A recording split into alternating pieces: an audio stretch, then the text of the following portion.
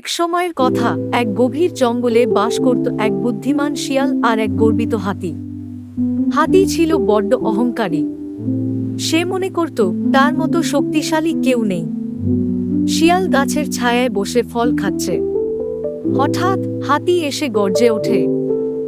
হাতি গম্ভীর গলায়, এই শিয়াল, তুই এত দুর্বল, তোর এই ছোট্ট শরীরে কি শক্তি আছে? বনটা আমার নিয়ন্ত্রণে। শক্তি মানেই সব নয় বন্ধু, বুদ্ধি বড় জিনিস। হাতি বিদ্রূপ করে, বুদ্ধি দিয়ে জঙ্গল শাসন হয় না, দরকার শক্তি। শিয়াল ভাবে অহংকারের শিক্ষা দিতে হবে হাতিকে। শিয়াল চুপচাপ ভাবে, এই অহংকারী হাতিকে একটা শিক্ষা দিতে হবে, তবে বুঝবে বুদ্ধির দাম। শুকনো পাতা দিয়ে ঢেকে রাখে রাস্তায় খোঁড়া গরমটা।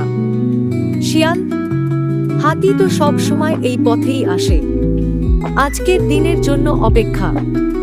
হাতি সেই পথ দিয়ে হেঁটে আসে, বট গর্জন। হাতি চিৎকার করে, ছোট শিয়াল কোথায়? আজ তাকে দেখাই আমি রাজা। হঠাৎ পা পড়ে গর্তে, হাতি গর্তে পড়ে যায়। হাতি চমকে, ওফ, এ কি? আমি তো ফেঁসে গেলাম। শিয়াল কাছে আসে। শিয়াল নরম গলায়, বলেছিলাম তো, শুধু শক্তি নয়, বুদ্ধি থাকলে ছোট বড়কে পড়াতে পারে। হাতি লজ্জিত হয়ে, তুই ঠিক বলেছিস শিয়াল ভাই, অহংকারে অন্ধ ছিলাম আমি। এখন থেকে বন্ধুত্বই করব, অহংকার নয়। বনের প্রাণীরা আসে, হাতিকে টেনে তোলে। এইভাবে হাতি বুঝতে পারে ক্ষমতার চেয়ে বুদ্ধি অনেক বেশি মূল্যবান।